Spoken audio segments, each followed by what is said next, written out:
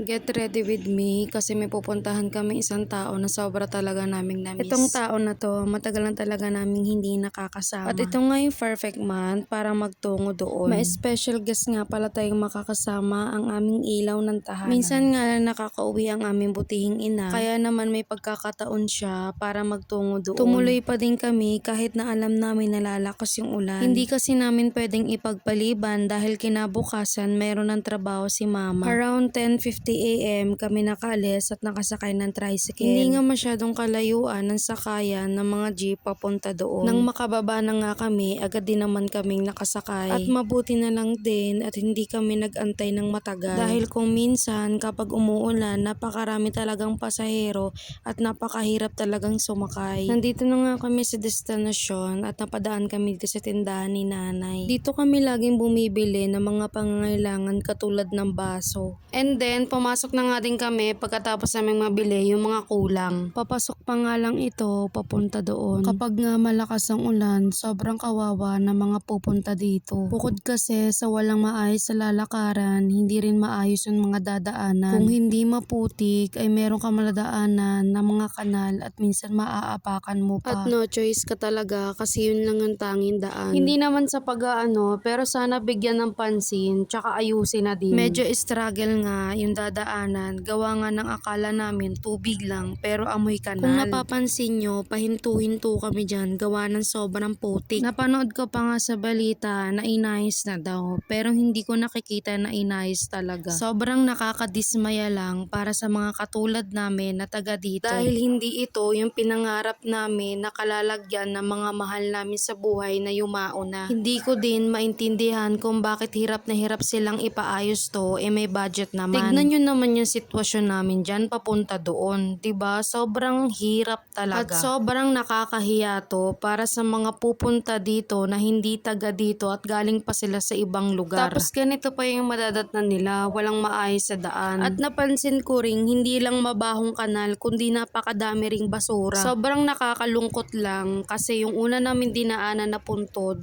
baha na talaga siya at punong-puno na ng basura. Tapos yung ibang mga punto dito, kung hindi butas ay punong-puno talaga ng tubig. Sobrang nakakalungkot lang na makita kasi wala na nga sila dito sa mundo pero yung kinalalagyan nila hindi pa maayos. At pasensya na din po sa mga nalalakaran namin dahil wala naman pong ibang way papunta doon kundi ito lang. At sa wakas din nakarating na rin kami sa puntod ni Papa. Kung nagtataka kayo bakit hanggang ngayon wala pa ring lapida si Papa, kami din. Finalo off ko na yan dito sa sementeryo at ang sabi nila hindi pa raw nila kinakabit gawa nga ng baka daw magpe-finishing kami na buong puntod. Yun yung sabi nila sa akin nung nagpunta ako dun sa office nila. Pero tingin ko di naman na yun kailangan. Okay na sa amin yung may lapida na lang. Hinanda na nga ni Mama yung mga kandila at pagkain at tubig dadala namin para kay Papa. Ang mga oras nga na yan, kinukwentuhan na namin si Papa sa mga araw-araw na nangyayari sa buhay namin. Nag-alay lang din kami ng dasal at ang dasal namin sana nasa maayos siyang kalagayan.